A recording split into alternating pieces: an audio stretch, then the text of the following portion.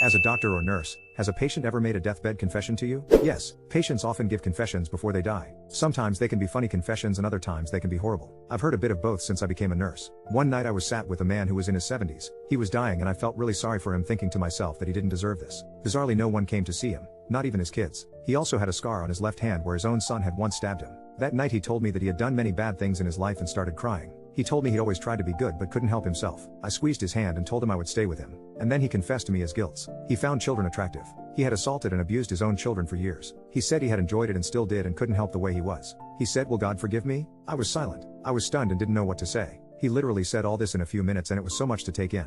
And then he asked me if I was his daughter, would I forgive him? I said no, I wouldn't. I now realized why this man's family hadn't come to visit him. I now realized why his son had stabbed him. After I answered him, he smiled and closed his eyes and he was gone just like that. It was a horrible confession to hear and it still creeps me out today. After he died, his belongings were to be collected and the family told the hospital they didn't want anything back. I can't say I blame